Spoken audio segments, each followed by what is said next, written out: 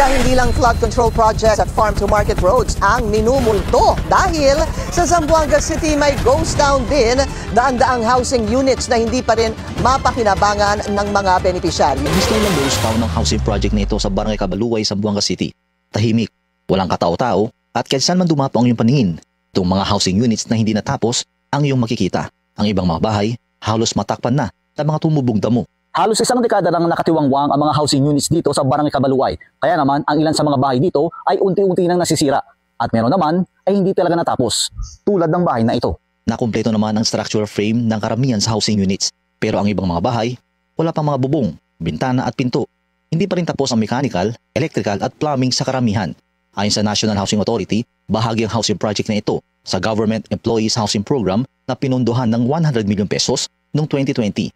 Higit siyam na rang bahay sana ang itatayo dito sa mga kawani ng gobyerno at iba pang kwalipikadong individual.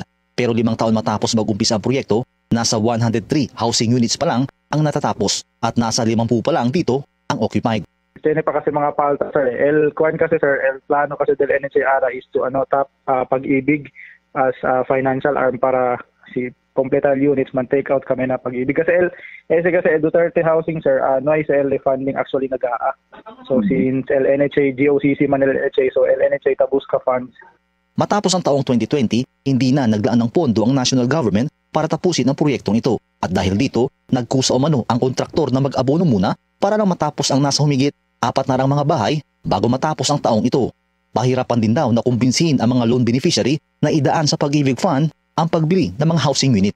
Para el contractor, tapikura kilala sa Kaba el 413 units Alibanda na phase 1 para si once kompleto yaman apply kami for mortgage takeout na Pag-ibig.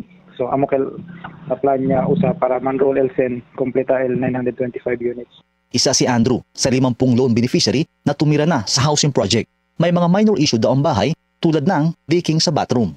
Issues and problems so far sir, yun lang, hindi natapos yung iba. Tapos ang ibang projects ng mga bahay, we are waiting na sana madami na kami para hindi din kami mahirapan sa tubig. Oo, sa tubig, collection kasi habang wala kasi sir, walang mga tao, mahirapan kami din sa security. Ang ilang residente naman, supply ng tubig ang reklamo. Sa problema, bali yung tubig namin sir, hindi pa man kami nakakunik sa bali dyan man natin yung nakakunik. Okay naman sir yung yung tubig namin. Minsan, hindi nga, minsan kasi maraming nag-consume.